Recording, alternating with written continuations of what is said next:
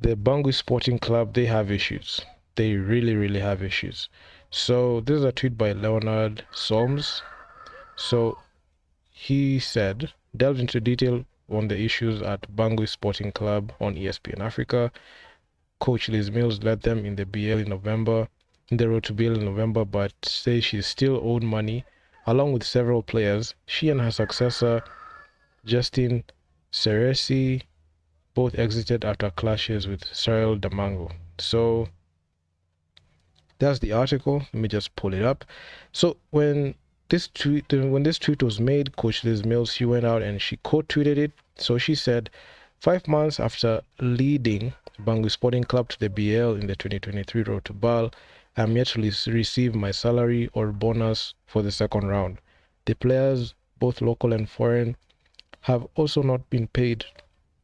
This was one of the several reasons I did not resign with the team for the 2024 BAL. And there was a report that came out that Coach Liz Mills, she left the team. I was actually surprised and stunned because I was like, why would you leave a team that already is headed to the BAL? So she went ahead and thanked Leon Solms for these issues. One of the major factors holding the development of basketball back in Africa is the mismanagement of clubs and federations. Link to the article, which you're going to get to. So Coach Liz Mills, she went on and she also just screenshot a couple of things, and let's just check it out. So FIBA Africa is responsible for the road to BAL. Hopefully moving forward, they can work in partnership with the BL so that clubs can be held accountable for this type of behavior, and in the future we no longer have these types of issues. So she said, so Coach Liz Mills, the road to BAL is a FIBA Africa event, which means that unfortunately the BAL cannot intervene in issues that arise from the road to BAL tournaments. FIBA Africa, to my knowledge, has yet to penalize or sanction teams for conduct such as this. Hopefully in the future, FIBA Africa and the BL can look to jointly mediate situations so that we do not see this behavior by club management continue in the future. So she also screenshot another thing. So Mills, to date, is the only woman to be the head coach in BAL. Told ESPN, working with the coaching staff and the players for the 2023 Road to BAL was an incredible and positive, rewarding experience. Not to mention, Coach Liz Mills, she has coached Sale, she has coached the ABC Fighters, and she has coached them to the playoffs, although she got knocked out in the first round. But you could see she had a vision there. We made history together by qualifying the team for the first time to the BL and winning the 2023 Road to BAL Western Conference title. Unfortunately, off-court issues led me not to resign with the team for the 2024 BAL season. So 5 months later, I'm yet to receive my salary and bonus for the second round of the Road to BAL. Our players, imports, and locals have not been paid for this round. And as a coach, this is important that I stand for the coaching staff, support staff, and players. I cannot work with a management team that fails to uphold values of integrity, respect, honesty, and accountability. What is going on with Bangui? So she had those things to say, and quite frankly, I have a tendency to side with her because the African basketball scene has so many issues. Right now I'm in Kenya, but this thing just hits home because it's just the Central African Republic, and it just hits home because that's the same thing that I also experience here with the Kenya Basketball Federations. The lack of ability for African federations to even come out and brainstorm a way to be able to monetize this sport is the reason as to why you're having these issues. Take the case of the NBA. I know the NBA has been operating for 76 years now, and looking at how their model is business first, entertainment second, then the sport third. So with that in mind, you have to understand that this is they're not playing for fun, they're not playing for free, they have to get paid for this. So instead of the money coming in from the audience, that through ticket sales, through all that, it's coming from the team itself. And the team, if the team does not have any revenue generating scheme or mechanism, we're going to get such issues. And these issues do not arise if the team has the ability to draw a lot of people to watch the games and pay tickets when they play. It wouldn't be an issue, but it's an issue right now because the team cannot generate money for itself. So Bangui Sporting Club, they played a game yesterday against Al Ahly LY, and they got schooled in that game completely. And that game was so one-sided. I covered it in the previous video, and in this one it's just heartbreaking. So Bangui Sporting Club arrived in the BAL Nile Conference under a very huge cloud with late payments playing a role in last minute changes to the roster and their departure of back-to-back head coaches Liz Mills and Justin Seresi. So they've had 2 head coaches. They have lost 2 of them and they made a new signing. So 5.5 months since the Central African Republic champions competed in a Africa Cinderella story by qualifying for the BL as Western Conference champion in Yaoundé, club president Cyril Demango has acknowledged that not all the players and coaches that pulled off the historic feat have been fully paid, but said a resolution was on the horizon this month.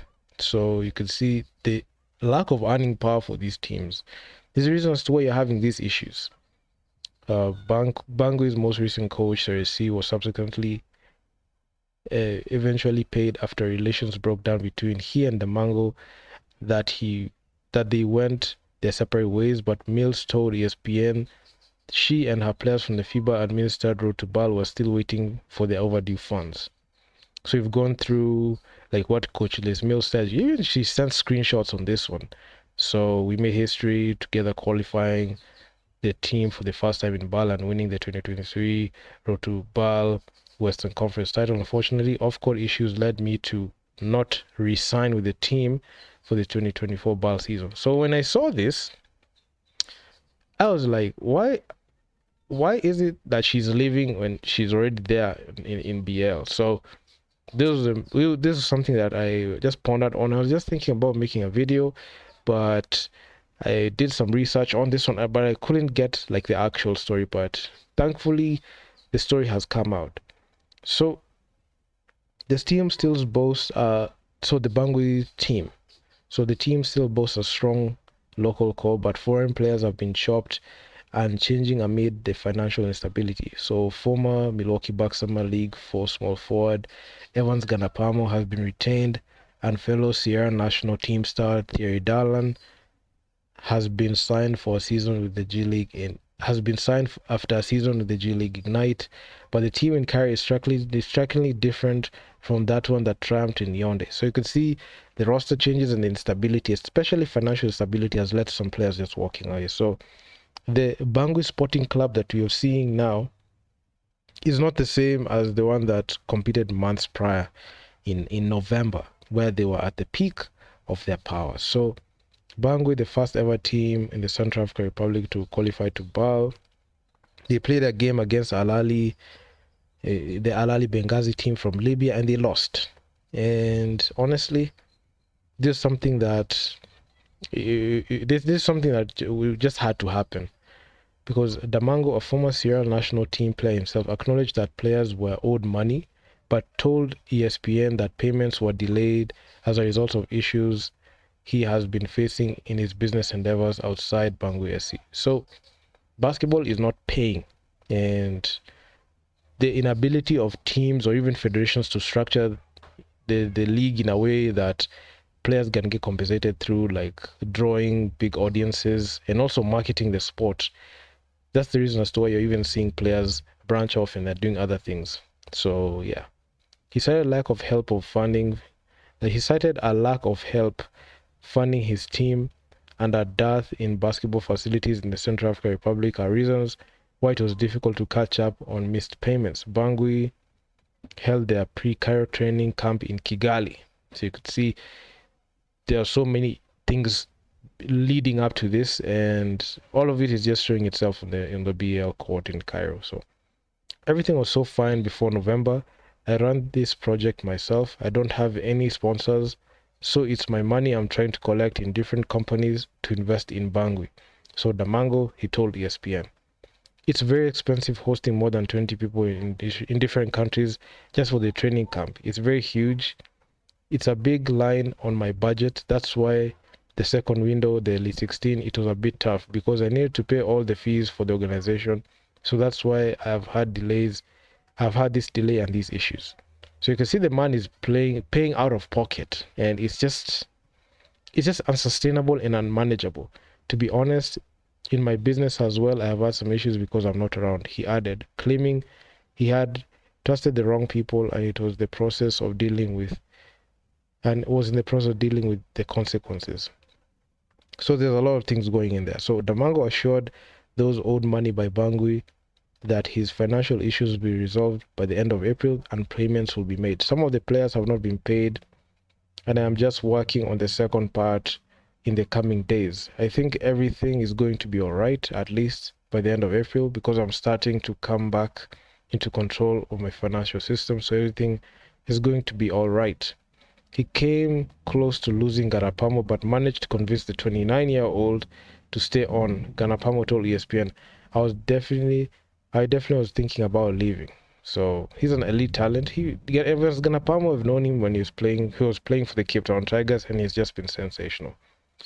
But after talking to Cyril and really understanding the impact that it can have in the growth of basketball in Central African Republic, considering the fact that Evans Ganapamo is from Central African Republic. So I made the conclusion that it was bigger than me, and even with the obvious difficulties, I decided I wanted to stay on the ship and help this project that I believe in.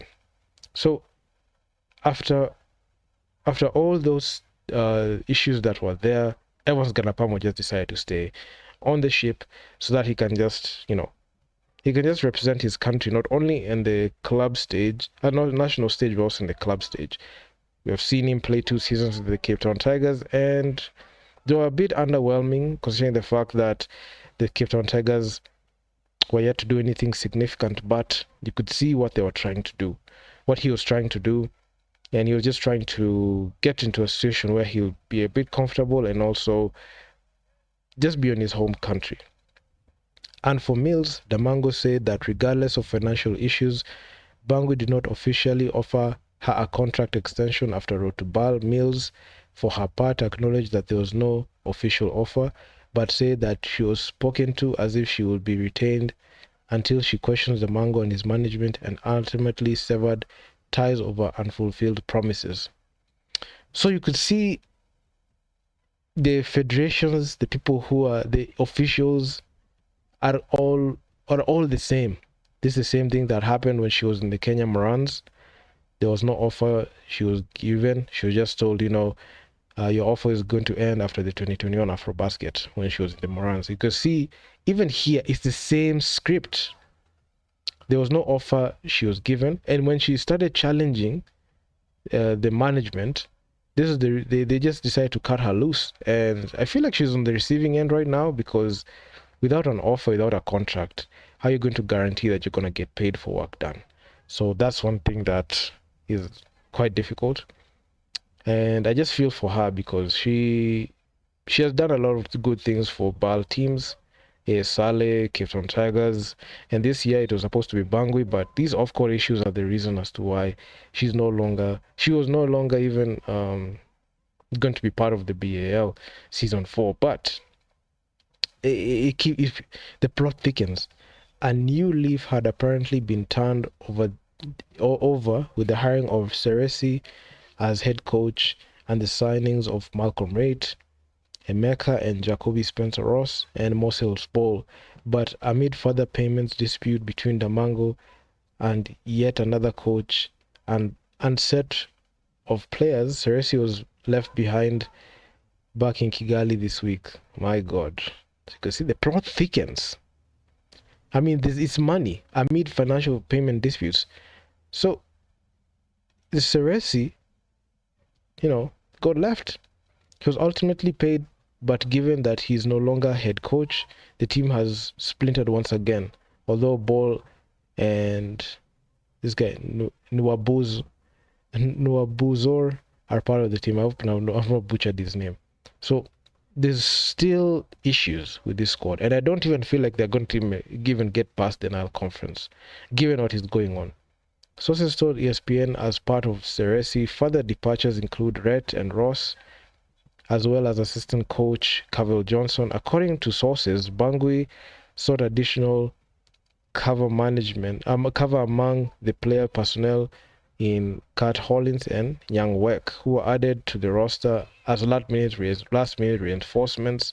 The other foreign players in the team is DR Congo's Ronnie Fuller, who was part of Liz Mills' team in the qualifiers. So the team is now coached by Cameroon's Francois Eyengu, with Sierra's Gabin Marida, his assistant. So you can see the coaching changes are the problem. In response to allegations of non-payment, the BAL president Amalu Gallo-Fall told ESPN, as independently owned and operated organizations, teams that play in BAL are responsible for paying player and coach salaries. We are addressing the situation with Bangui Sporting Club and urging them to resolve it as soon as possible. So you can see the BL are distancing themselves from it. So the road to BAL, as we speak right now, the teams are the ones supposed to cater for themselves. That's the reason as to why you could see KPA in 2019. They missed that game against City Oilers, and KPA, the organization, did not fund them. So that means road to BAL, it's the teams that fund themselves to be there. And that's about it. So the NBA organized the BL together with FIBA, but given the payment issues dates back to our qualification tournament under the control of FIBA, NBA Africa has limited power to resolve situations under the current regulations. So you can see they're just distancing themselves. Mills implored the league's authorities should pull together in order to prevent non-payment of players and coaches from becoming systematic, particularly at FIBA events such as Road to BAL. So you can see Road to BAL is not a BAL-sponsored league.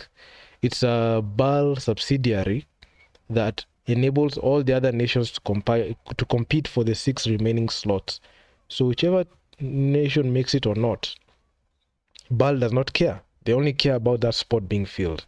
If it's going to be filled by teams that have the resources and they're able to put themselves in those situations, well and good. If the other teams are not able to measure up financially and get there, they're just left high and dry. It's a very sticky situation. And the reasons why they're not even sponsoring Road to BAL is, why would you sponsor a team that is not going to make it? So the BL, that's their logic and that's how they're looking at it. So yeah, I mean, she said the Road to BAL is a FIBA event, which means that unfortunately BAL cannot intervene in issues that arise from the Road to BAL tournaments. FIBA Africa, to my knowledge, have yet to penalize or sanction teams who conduct themselves for conduct such as this. Hopefully in the future, FIBA Africa and BAL can look to jointly mediate situations so that we don't see this behavior by club management continue in the future. Yeah, so that's your article. I mean, this is it's a very sad situation, honestly.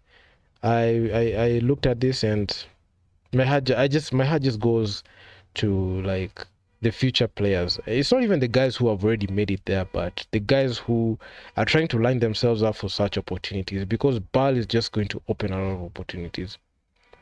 So yeah, I mean, this is sad.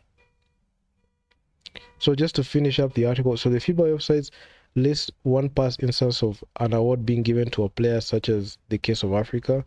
In 2016, the Basketball Arbitral Tribunal awarded Moses Sonko 4,000, I don't know this currency, and ordered Angolan club to pay 75% of the cost of the arbitration after initiated proceedings against them for unpaid bonuses. So you could see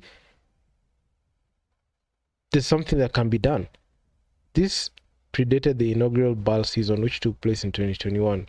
Players across the world have often bemoaned the cost and speed of securing justice through FIBA courts, which could in part explain why so few rulings have been made involving Africa.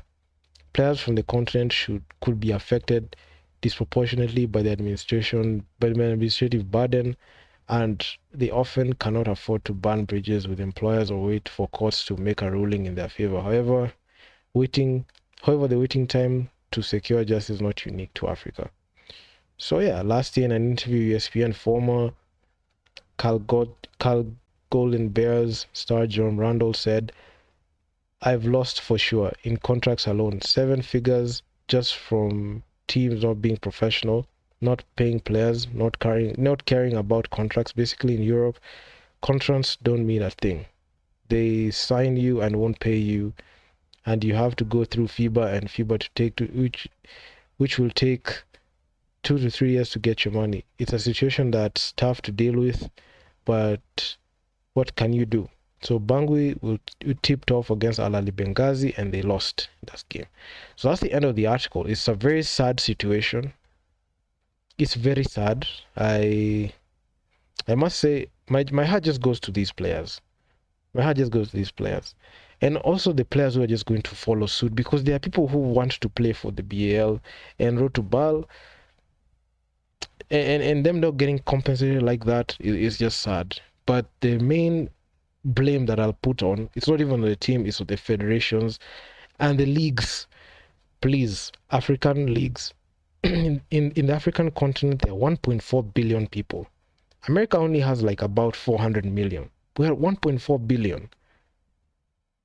This is a huge economy that BAL is trying to tap into.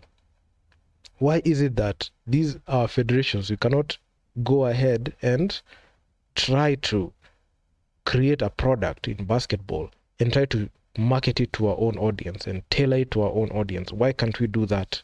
Why do we have to wait? Why do we have to wait for BAL to come and fix our problems?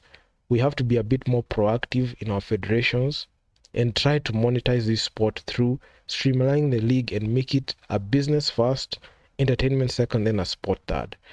Majority of the time, we are just doing the sport part, but you're not doing the business and entertainment, which is very important for you to be able to not only pay your athletes, but also fund yourself as a league. So it's unfortunate that these are things that they do not get or understand. But yeah, man, it is what it is. So if you guys like this video, make sure to leave feedback down in the comments, what you think, and I'm out. Peace.